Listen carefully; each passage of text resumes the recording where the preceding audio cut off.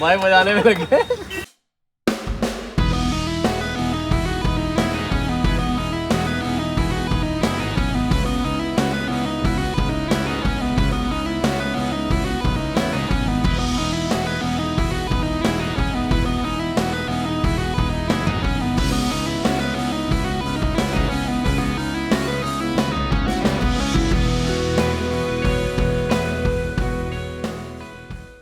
Shit यार, shit shit shit shit shit, ये क्या हो गया? अब तो वापस जाना ही पड़ेगा, वरना तो दिक्कत हो जाएगी। तो गलती से मैं अपनी आरसी भूल आया हूँ, ठीक है। लाइसेंस, वॉलेट तो सब कुछ है मेरे पास, आरसी भूल आया हूँ और पता चला किसी ने रोका तो दिक्कत हो जाएगी। आरसी भूल गया था और मैंने यू टर्न मारा और मैं यू टर्न मार के वापस पहुंचा और ढूंढने लगा आरसी। आरसी मिली ना, कहने का पता नहीं कहाँ गई। फिर बीवी तो बीवी होती है, उसने बोला अपनी थाई बैग में देखो जो टांग के घूम रहे हो। थाई बैग खोल के देखा, उसमें पड़ी थी। कभी कभी लगता है ऐसी कैसे बेवकूफी हो जाती है लाइफ में। माय गॉड, आधा घंटा खराब हो गया मेरा इस चक्कर में। 12 बजे मैं निकल गया था, आगे एक जगह तक पहुंच गया था, फिर वहां से वापस आया क्योंकि दिल्ली जाना है तो आरसी होना जरूरी है। चलो कोई नहीं। Welcome back to our channel, मैं हूं सुशांत और आप देख रहे हैं three wheel tripper.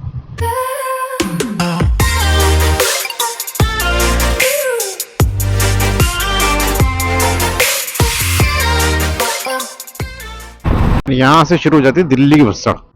Welcome to बस्सड़ लाइफ। अब यहाँ से मसूड़ी में चलो। भाई को जल्दी पड़ी है गाड़ी निकालने की, थोड़ा सा ढंग से कर लो यार,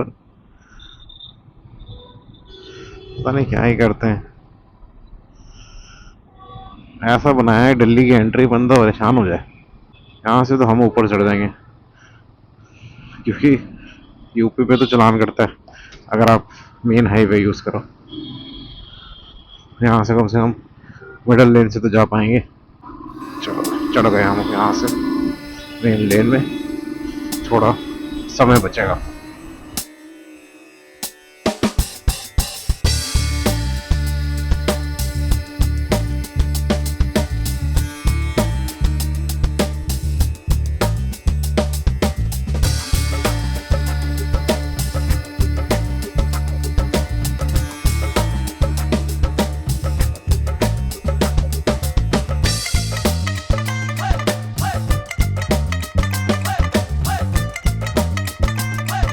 आ गए हैं हम उन सड़कों पे जिस पे मैंने एक्चुअली गाड़ी चलाना सीखी थी। बचपन में यही रोड होती थी, रिज रोड, ठीक है, और इसी पे आगे जाके आसाराम बापू का आश्रम पड़ता था और यहीं पे मैंने बचपन में गाड़ी चलाना सीखी। तब हमारे पास होती थी फिएट, 1975 या 78 मॉडल था वो, और इसी रिज रोड पे जाते थे, आगे बुद्धा गार्डन तक जाते थे, वहाँ पे खड़ी करते थे, पार्किंग की प्रैक्टिस करते थे और वापस आ जाते थे इसी रोड से। मतलब एक प्लेजेंट एक्सपीरियंस होता था, ठीक है, इस सड़क पे।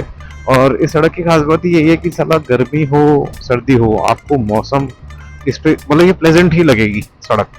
बारिश और सर्दी में तो फंटास्टिक हो जाती है, गर्मी में भी प्लेजेंट सा ही फीलिंग आएगा। यहाँ पे धूप भी लगेगी, पेड़ इतने हैं और तो मजा ही आ जाता है भाई गॉड। करोल बाग में हमारा सबसे पहला पिट स्टॉप था राइडर्स प्लैनेट। मुझे हेलमेट का वाइजर चेंज कराना था और उसमें एंटी फॉग भी लगवाना था। बदलाव हो रहा है, बदलाव। वाइजर में चिपक जाने का वाइजर खराब कर नई आँखें लगने वाली है, नई आँखें। कितने किलोमीटर तक दिखेगा इसके बाद? 2 किलोमीटर एक्स्ट्रा दिखेगा। मैं करता हूँ साइकिलिंग, अच्छा ठीक है, तो साइकिलिंग से दोबारा करिए बाइक चलाना शुरू। मेरी मोटरसाइकिल मेरे को थंडरबर्ड है 350 और वो चली है सिर्फ 7000 किलोमीटर। अच्छा मेरे पास साइकिल है, वो चलिए 35000 किलोमीटर। अब हिसाब लगा रहे थे। नहीं ली थी तब, जब लिए हेलमेट लिया था वही 5-6 साल पहले, तभी लिया था सब कुछ।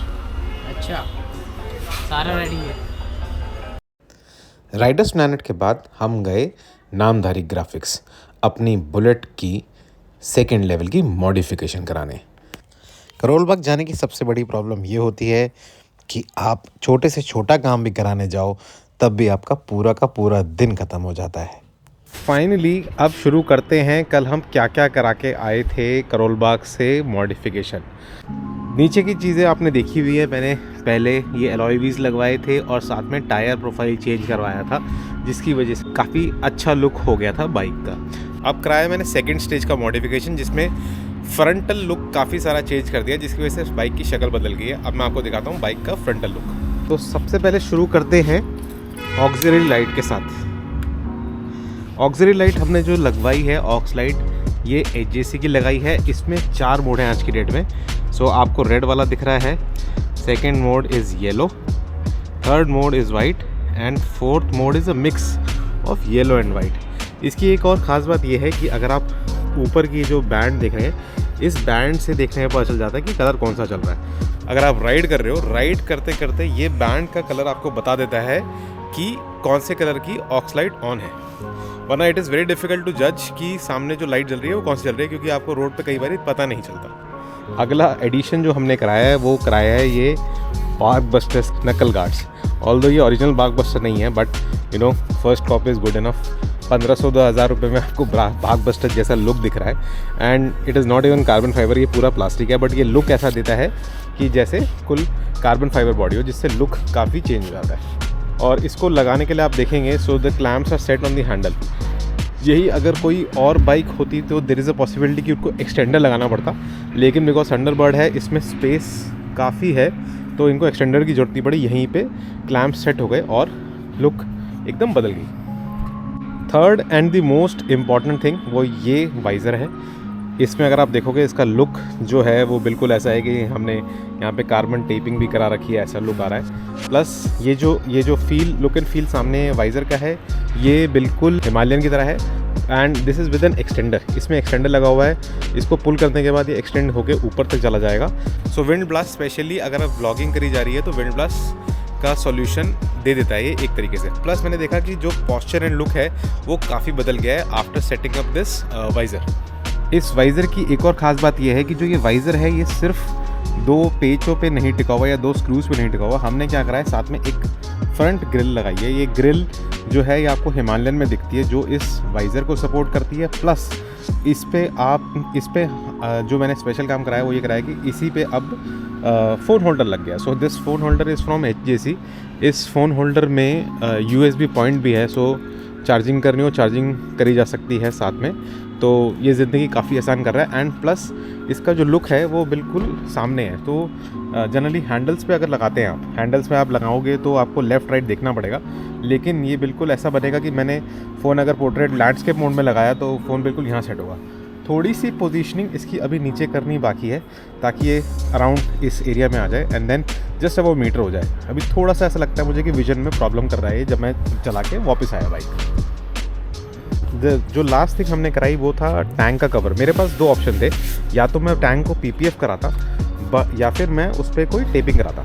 मैं PPF कराने के लिए थोड़ा फेयरवेल नहीं हूँ, मैंने अपनी कार में भी PPF नहीं कराई है, क्योंकि मैं मानता हूँ कि कंपनी अगर पेंट करके कुछ दे रही है तो वो किसी रीज़न से देती है, उस पर आपको प्लास्टिक पन्नी चढ़ाने की ज़रूरत नहीं है। तो मैंने क्या करा, मैंने ये कार्बन लुक वाली टेपिंग कराई है। इससे फ़ायदा ये हुआ है कि थोड़ा सा बाइक का लुक चेंज हो गया है, थोड़ा स्टांस चेंज हो गया और डैशिंग लग रही है।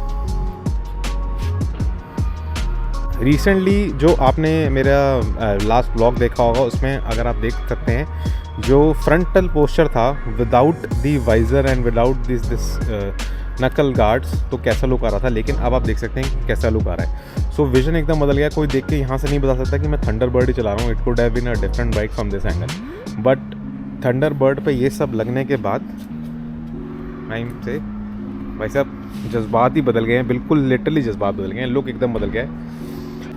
और ये सारा काम हमने जो कराया है ये हमने कराया है नामधारी का ग्राफिक्स से।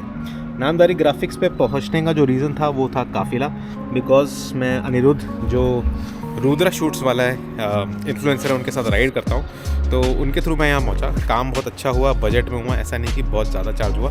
मैं आपको रफ आइडिया डाल दूँगा, बट इट इज़ बेटर कि आप खुद वहाँ जाओ, नामधारी ग्राफिक्स पे जाओ, इंस्टाग्राम पे इनका हैंडल है, आप सर्च करो एंड वहाँ जाके पता करो कि आपकी बाइक पे क्या फिट कर सकता है। उन्होंने जो मैं फॉग लाइट्स या ऑक्स लाइट्स लेने गया था, that was the different thing, but जो मेरे को सजेस्ट करी और जो मेरे को दिखाने पे अच्छी लगी सेम प्राइसिंग के अंदर, वो ये वाली लगी, इसलिए मैंने ये वाली ली। सो दुकान ऐसी नहीं है कि आप जाओगे और आपको बोला जाएगा कि हाँ करवा लो, आपकी चॉइस है, आपको सही गलत का फ़र्क बताया जाएगा।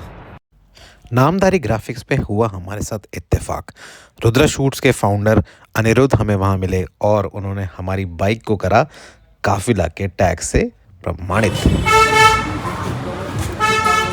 और भाई सुशांत भाई की बाइक का आप नाम भी सजेस्ट करो भाई। नाम भी बताना है? हाँ